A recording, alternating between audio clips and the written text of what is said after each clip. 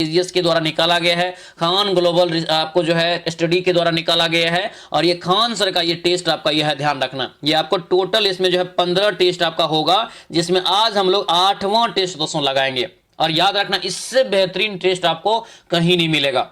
Request करेंगे आप इस टेस्ट को कभी भी मिस मत करना, क्योंकि मैक्सिमम क्वेश्चन आपको आने वाला है इस टेस्ट से, याद रखेंगे। टोटल 15 टेस्ट आपका इसमें होना है केजीएस का, याद रखेंगे, ठीक है। और दोस्तों इससे पहले 1 से लेकर 7 तक इसका जो है क्लास हो चुका है सेट का, ठीक है, यानी कि टेस्ट का पूरा डिस्कशन करवा दिए हैं। अगर आप नहीं देखे हैं प्लेलिस्ट में वो भी वीडियो दोस्तों बना दिए हैं, आप जाके देख सकते हैं, ठीक है। सीरियल वाइज आपको सारा वीडियो है दोस्तों। सभी लोग जो है शुरू से लेकर के लास्ट तक आप इस वीडियो को अच्छे से देखना, सभी प्रश्नों को समझने की कोशिश करना, क्योंकि मैंने बेहतरीन तरीका से सारे प्रश्न को समझाया है, ठीक है। और दोस्तों याद रखेंगे, अब समय भी ज्यादा नहीं है, तो अपने आप को झोंक दीजिए इसके अंदर में, ठीक है, झोंक दीजिए, दिन रात एक कर दीजिए, क्योंकि ये बहुत बड़ी मौका है। ये 19,838 वैकेंसी समझिए रामबाण है दोस्तों, याद रखना, इलेक्शन से पहले का, क्योंकि इसके बाद कब आएगा कितना आएगा वो पता नहीं है। तभी हाथ से मौका जाने मत दीजिए। और ये टेस्ट सीरीज को पहले सबसे अच्छे से लगाइए, बहुत बेहतरीन तरीका से। पता है इसका पीडीएफ आपको प्रहार बैच में पहले ही दे दी है, तो पीडीएफ आपको जो है लेने के लिए, इसका कंप्लीट यानी कि बिहार पुलिस की तैयारी के लिए भी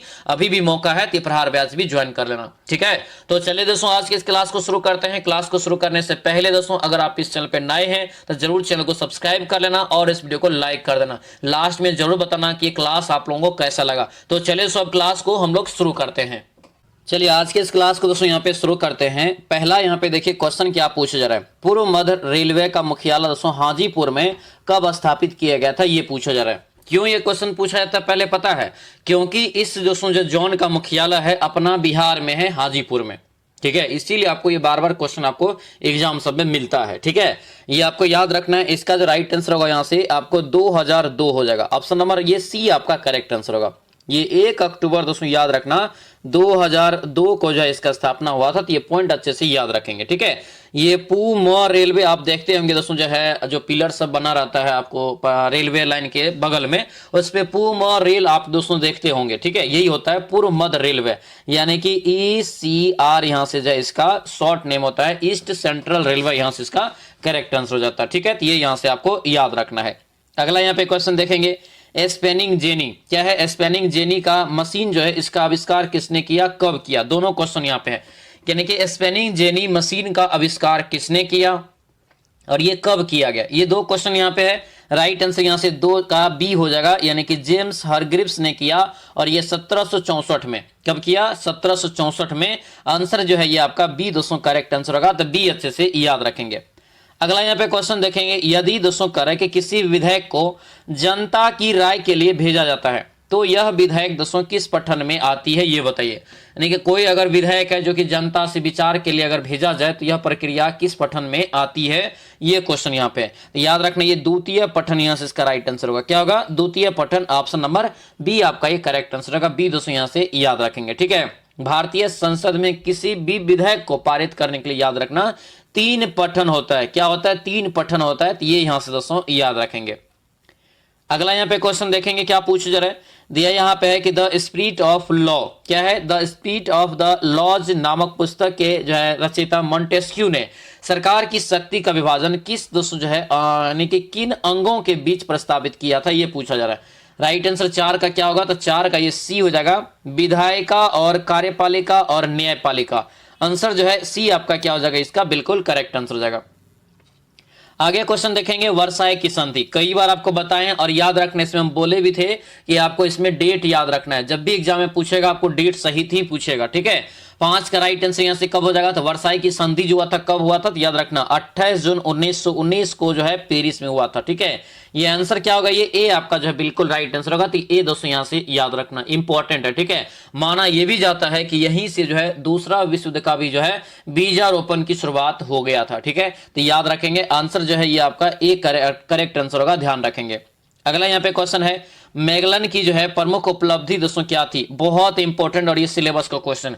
मैगलन की प्रमुख उपलब्धि दोस्तों 6 का राइट आंसर क्या होगा, तो ये पृथ्वी की असली पहली जो है यानी कि समुद्री परिक्रमा किया था। पृथ्वी का पहली बार जो समुद्र के तौर पे यानी कि समुद्री से जो है पहली बार परिक्रमा किसने किया था, मैगलन ने किया था। तो ये यहां से आपको याद रखना, ठीक है। ये पुर्तगाल के एक नाविक थे, ये भी यहां से दोस्तों याद रखना अच्छे से, ठीक है। आंसर डी आपका करेक्ट आंसर हो जाएगा। अगला यहाँ पे क्वेश्चन देखेंगे, दिया यहाँ पे है कि कॉन्टिली वनस्पति की जड़ें सामान्यतः गहरी क्यों होती है।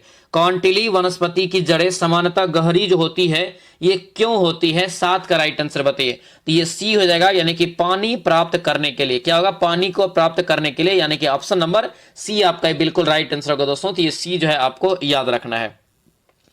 चलिए आगे बढ़ते हैं। क्या पूछ दिया है कि बिहार राज्य में सर्वाधिक लिंगानुपात किस जिले में पाया जाता है। 8 का राइट आंसर बताइए। बिहार राज्य में सर्वाधिक लिंगानुपात किस जिले में पाया जाता है, ये क्वेश्चन यहाँ पे पूछा जा रहा है। राइट आंसर ये क्या हो जाएगा, तो गोपालगंज। क्या होगा दोस्तों, ये गोपालगंज, यानी कि ऑप्शन जो है सी आपका बिल्कुल राइट आंसर होगा। तो ये गोपालगंज अच्छे से दोस्तों याद रखेंगे, ठीक है। सर्वाधिक लिंगानुपात अपना बिहार में पूछे किस जिला में है, तो ये गोपालगंज में हो जाएगा। तो ये आपको यहाँ से याद रखना। अगर आपसे पूछे कि दोस्तों बताइए कि बिहार का लिंगानुपात कितना है, तो बिहार का दोस्तों याद रखना ये 913। कितना है, 913 दोस्तों याद रखना जो है आपको। 918, 913 नहीं, 918 जो है ये बिहार का लिंगानुपात है। तो ये भी दोस्तों यहां से आपको याद रखना है, इंपॉर्टेंट है, अच्छे से याद रखेंगे। ऑप्शन सी आपका करेक्ट आंसर होगा। और भारत में सबसे ज्यादा जो लिंगानुपात है याद रखना वो दोस्तों केरल का है। तो ये भी पॉइंट आपको अच्छे से याद रखना। भारत की अगर कुल लिंगानुपात पूछे तो भारत की याद रखना 943 है। कितना है, 943 है, ध्यान रखेंगे। चलिए अगला क्वेश्चन बढ़ते हैं। मोरक्को को लेकर ब्रिटेन और फ्रांस के बीच किस वर्ष जो है समझौता हुआ था, जिसमें ब्रिटेन को फ्रांस और मिस्र को मोरक्को मिला था, ठीक है। जिसमें ब्रिटेन को मिस्र और फ्रांस को मोरक्को मिला था, यानी कि ब्रिटेन को मिस्र और फ्रांस को मोरक्को मिला था। यह समझौता जो हुआ था कब हुआ था। 9 का राइट आंसर याद रखना, 1904 में यह समझौता हुआ था। ऑप्शन नंबर ये बी आपका राइट आंसर होगा। बी दोस्तों यहां से याद रखना, इंपॉर्टेंट है, ध्यान रखेंगे, ठीक है। अगला क्वेश्चन यहाँ पे है वियना सम्मेलन। क्या है, वियना सम्मेलन 1815 की मेजबानी किसने की थी, ये बताइए। वियना सम्मेलन 1815 की मेजबानी किसके द्वारा किया गया। 10 का राइट आंसर क्या हो जाएगा, तो याद रखना मेटरनिख। क्या होगा, ये मेटरनिख दोस्तों। ऑप्शन जो है ए आपका क्या हो जाएगा, तो इसका बिल्कुल राइट आंसर होगा। तो मेटरनिख दोस्तों यहां से याद रखना है। अगला क्वेश्चन यहाँ पे देखेंगे क्या पूछ रहे हैं, दिया यहाँ पे कि जब कोई सरकार लोकसभा या विधानसभा में विश्वास मत हासिल नहीं कर पाती है तब दोस्तों कौन से चुनाव कराए जाते हैं, ये बताइए। यानी कि दोस्तों क्या होता है, तो जब लोकसभा या राज्यसभा में अपना विश्वास मत दोस्तों जो आपका हासिल नहीं हो पाता है उस पार्टी का, तब कह रहा है यहाँ पे कि चुनाव कौन सा कराया जाता है, ये बताना है। 11 का राइट आंसर याद रखेंगे दोस्तों, ये आपका डी हो जाएगा। मध्यावधि यानी कि मध्यावधि चुनाव यहाँ पे होता है। आंसर जो है डी आपका करेक्ट आंसर होगा। मध्यावधि यहां से दोस्तों याद रखना, ठीक है। ये क्या होता है दोस्तों, इसका अर्थ क्या होता है, तो जो सदन बहुमत प्राप्त नहीं कर पाता तो ऐसी स्थिति में सरकार को इस्तीफा देना पड़ता है, ठीक है। इसी स्थिति में इस्तीफा देना पड़ता है, ये आपको यहां से ध्यान रखना, तब जाके ये आपका होता है, याद रखना। उसके बाद दोस्तों अगर विश्वास मत हार जाता है तो लोकसभा भंग किया जाता है, विधानसभा को भंग कर दिया जाता है और दोबारा आपको जो है मध्यावधि चुनाव होता है, ध्यान रखेंगे। चलिए अगला क्वेश्चन यहाँ पे देखेंगे। घना देश स्वतंत्रता प्राप्ति से पहले किस नाम से जाना जाता था। 12 का राइट आंसर बताइए। घना देश जो है स्वतंत्रता प्राप्ति से पहले किस नाम से जाना जाता था, ये 12 का करेक्ट आंसर बताइए क्या हो जाएगा। तो 12 का राइट आंसर यहां से दोस्तों डी हो जाएगा। गोल्ड कोस्ट के नाम से इसको जानते थे। किस नाम से, गोल्ड कोस्ट के नाम से इसको जानते थे, यानी कि ऑप्शन जो है डी आपका बिल्कुल राइट आंसर होगा। तो ये डी दोस्तों यहां से याद रखना है, ठीक है। अगला यहाँ पे क्वेश्चन है, भारत के पश्चिमी तट, क्या है, भारत के पश्चिमी तट पर स्थित तटीय मैदान की विशेषता क्या है, ये बताइए। भारत के पश्चिमी तट पर स्थित तटीय मैदान की विशेषता क्या है। 13 का राइट आंसर बताइए क्या हो जाएगा। 13 का ये बी होगा दोस्तों, ये संकरा और खंडित। क्या हो गया, संकरा और खंडित होता है, यानी कि इसकी विशेषता है। ऑप्शन जो है बी आपका बिल्कुल राइट आंसर होगा, याद रखना। संकरा दोस्तों याद रखना इंपॉर्टेंट है, और ये खंडित ऑप्शन नंबर बी आपका क्या हो जाएगा, तो करेक्ट आंसर हो जाएगा। चलिए अगला यहाँ पे देखेंगे क्या पूछ रहे हैं। निम्नलिखित में से किस देश के संसद को ड्यूमा कहा जाता है। किस देश के संसद को ड्यूमा के नाम से जानते हैं। 14 का राइट आंसर बताइए। 14 का यहाँ से ए हो जाएगा, यानी कि रूस। क्या होगा, ये रूस हो जाएगा। ऑप्शन नंबर ए आपका क्या होगा, राइट आंसर। रूस के संसद को ड्यूमा कहा जाता है, ये यहाँ से दोस्तों याद रखना। जिसकी अगर पूछे आपसे कि ड्यूमा की स्थापना सर्वप्रथम किसने किया था, तो 1906 में दोस्तों जो है जार निकोलस द्वितीय ने किया था, याद रखेंगे, ठीक है, इंपॉर्टेंट है। अगला क्वेश्चन यहाँ पे देखेंगे क्या पूछ रहे हैं।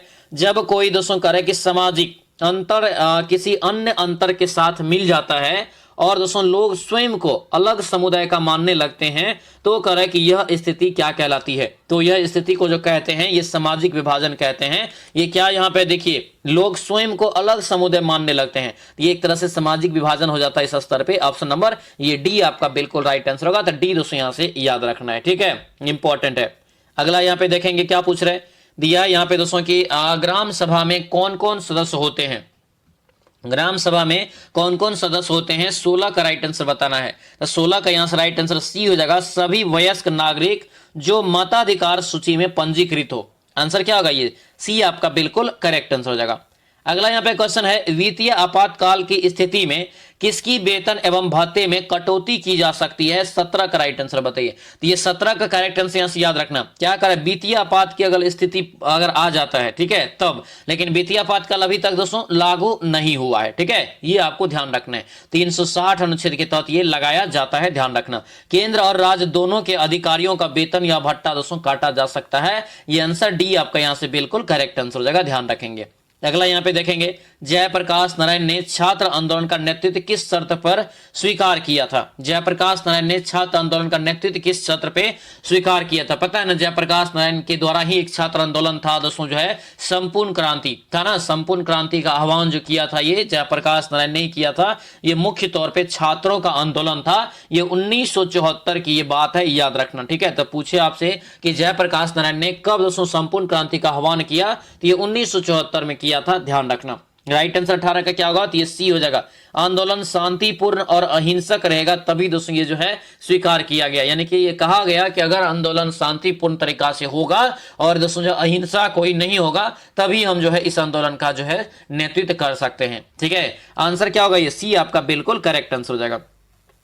चलिए आगे बढ़ते हैं। निम्नलिखित में से कौन सा संसाधन जो है नवीकरणीय श्रेणी में आता है। 19 का राइट आंसर बताइए, कौन सा संसाधन यहाँ पे नवीकरणीय स्थिति यानी कि जो है श्रेणी में आता है। 19 का यहाँ पे सौर ऊर्जा, यहाँ से इसका राइट आंसर होगा। क्या होगा, ये सौर ऊर्जा, यहाँ से याद रखना। यह क्यों है पता है, क्योंकि सूर्य से निरंतर और प्राकृतिक रूप से दोस्तों जो है ऊर्जा प्राप्त होते रहता है। इसका कोई स्रोत ऐसा नहीं है जो समाप्त हो सके। ये होता है दोस्तों क्या, तो आपको जो है नवीकरणीय होता है, याद रखेंगे, ठीक है। आंसर क्या होगा, यहाँ से सी आपका राइट आंसर होगा। और जो वे संसाधन जो पुनः दोस्तों यानी कि नहीं लाया जा सकता, एक ही बार में समाप्त हो जाएगा, तो वो कहलाता है, याद रखना, और नवीकरणीय संसाधन या श्रेणी में आता है। तो ये आपको यहाँ से पॉइंट को समझना है, ध्यान रखना है, ठीक है। और निरंतर अगर आपको मिलते रहे तब ये आपका हो जाएगा क्या, तो आपको जो है नवीकरणीय श्रेणी में आ जाएगा, ध्यान रखना। चलिए अगला क्वेश्चन यहाँ पे बढ़ेंगे, क्या पूछ रहे हैं, यहाँ पे है कि थार मरुस्थल के तेज हवाओं वाले दक्षिणी भाग में बालू के टीले की ढाल कैसी होती है। बालू की टीले की ढाल जो होती है कैसी होती है, ये आपसे दोस्तों पूछा जा रहा है। याद रखनी, लंबी और सरल और लहरदार, ठीक है, इस प्रकार से आपका ये होता है।